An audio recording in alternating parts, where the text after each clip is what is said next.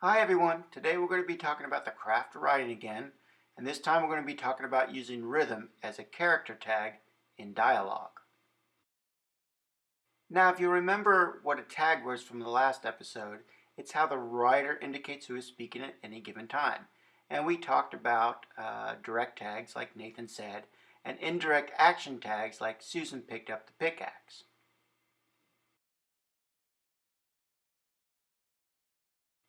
So another technique that writers will use is called rhythm tagging. At least that's what I call it. And it's used to speed up the pace of the dialogue. For example, if two people are having an argument, you don't really want to clutter it up with a lot of he said, she said, or so-and-so stamped his foot, a lot of action tagging, because that will slow down the dialogue and you'll lose the feeling of it being an argument. Normally it's going to use short dialogue sentences, and it's going to be between two characters, although you can use it for three or more characters, but that makes it a lot more difficult. So, let's see how it's done. The first job of the writer using rhythm tagging in dialogue is to set up a pattern of speech by using direct tagging, action tagging, or even thought tagging. For example, I like my dog, Nathan said. Nathan's in the first position. Susan picked up the pickaxe. He's not your dog. Susan is in the second position. This sets up your patterns. Nathan's going to speak first, and then Susan will speak. And then the writer simply repeats this pattern throughout the course of the dialogue. So in this example, everything Nathan says is in red, and everything Susan says is in blue. So you can see the pattern repeating itself. Pretty simple, isn't it? But if you're doing a long dialogue, eventually the reader's going to lose track of who's talking.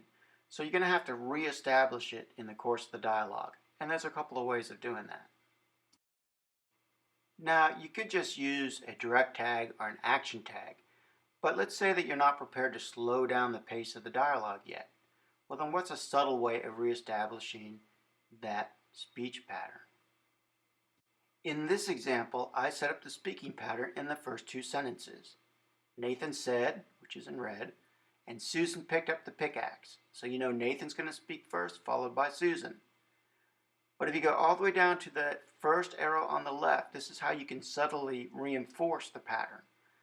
I'm going to have Nathan say Susan's name within his particular dialogue line, and that will tell the reader, hey, the person that just spoke was Susan. So here goes. He didn't steal it, Susan. I watched him buy it. And I do this 3 lines later as well. What? He bought the same shirt I did?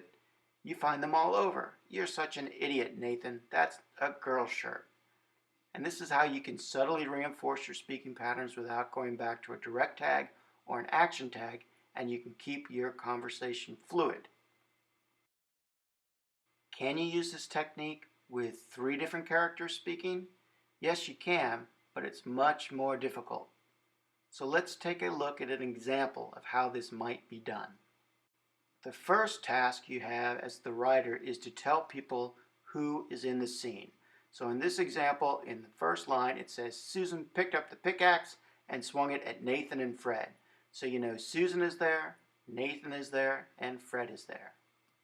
Over the next 3 lines, I'm going to use a direct tag and an indirect tag in the dialogue to begin the pattern of speech. So, I like my dog, Nathan said. He's not your dog. At this point, you don't know who said that. But in the following line, I'm going to tell you that by using an indirect tag. Yes, he is, Susan. He's my dog. I am now going to repeat that speech pattern for the next 3 lines. If he is your dog, then why is he wearing my shirt? That is not your shirt. It belongs to my brother. Your brother stole it. Having Susan say your brother stole it does a couple of things. It's going to imply that the next speaker will be the brother, but then I'm going to verify that 2 lines later. Besides verifying that, I'm going to have the next speaker refer to himself, thereby confirming in the reader very quickly that that is the brother speaking, or Fred. Your brother stole it. I didn't steal it. I bought it at the store. You did too, Fred. You stole it from my room and put it on my dog.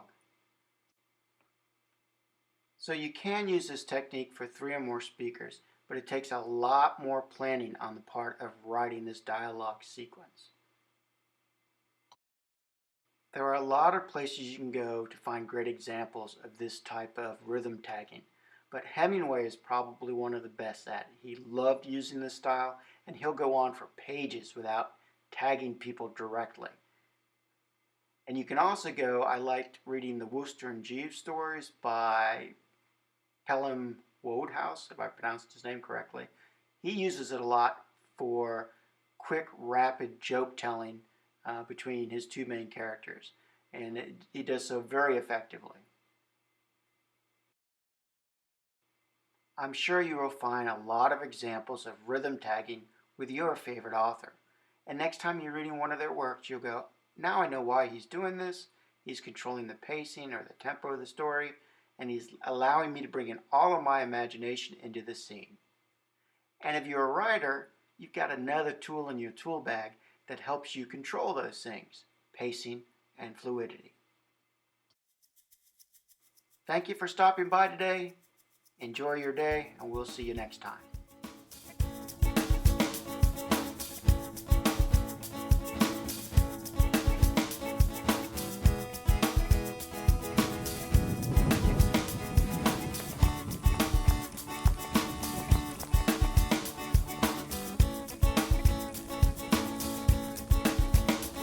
It's a long way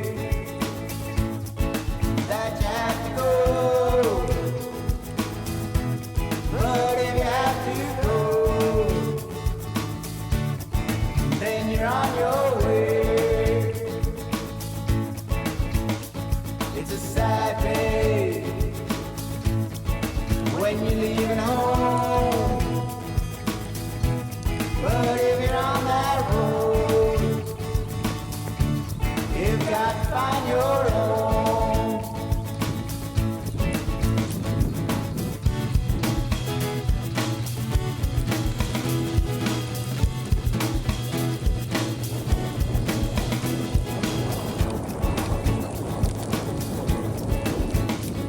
It's a give and take that you have to show to find along the way a place for you to know.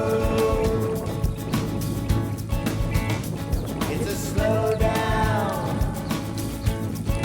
when you're out the door,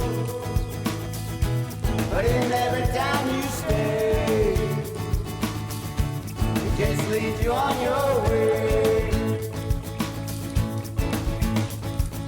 I don't know how, I don't care.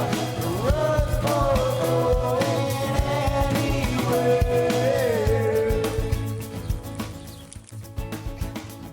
Hi everyone. The next book I'm going to be reviewing is going to be from Raymond Chandler. It's going to be The Big Sleep. I'm really excited to read this book. You ponder on your life in the sun